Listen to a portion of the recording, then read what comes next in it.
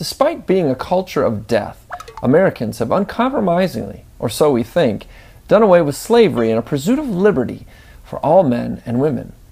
Webster clarifies that this liberty of one depends not so much on the removal of all restraint from him as on the due restraint upon the liberty of others. Now, this restraint on the liberty of others is exemplified in chattel slavery, where Webster defines a slave as a person who is wholly subject to the will of another, one who has no will of his own, but whose person and services are wholly under the control of another.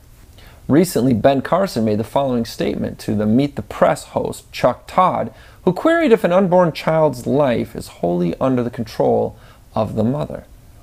Whose right, I guess, should be superseded, the mother or the unborn child? Whose rights, who has greater rights? In the ideal situation, the mother should not believe that the baby is her enemy and should not be looking to terminate the baby. During slavery, and I know that's one of those words you're not supposed to say, but I'm saying it. During slavery, a lot of the slave owners thought that they had the right to do whatever they wanted to that slave, anything that they chose to do.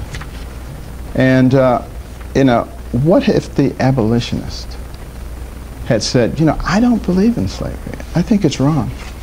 But you guys do whatever you want to do. Where would we be? Now, the good doctor correctly understands that if government can make a determination to end a life that is not fit, and then promote its own citizenry of mothers to make their own determinations without protecting unborn lives, then in effect we all become slaves to the determination of a central governing system. We can all identify that despite the summed up philosophical and religious brilliance of the Constitution of 1789, it left a certain demographic unprotected.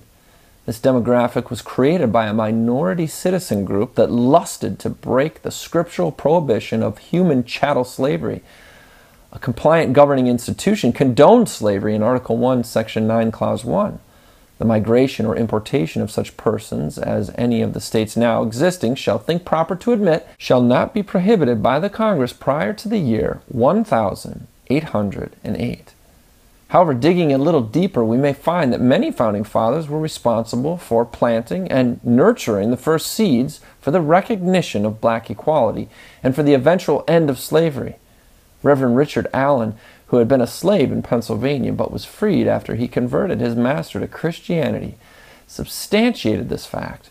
Allen, a close friend of Benjamin Rush and several other founding fathers, went on to become the founder of the AME Church in America. In an early address to the people of color, he explained, "Many of the white people have been instruments in the hands of God for our good, even such as have held us in captivity and are now pleading our cause with earnestness and zeal." Reverend Allen understood the blessing of our Constitution allowed for Christian men and women to determine, in the words of George Washington, "If, in the opinion of the people, the distribution or modification of constitutional powers be in any particular wrong, let it be corrected by an amendment in the way which the Constitution designates." This has happened numerous times and can continue to happen.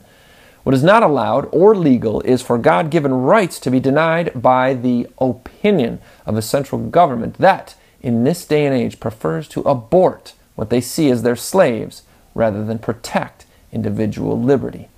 This is Jake MacAulay with the Institute on the Constitution, bringing you the American View.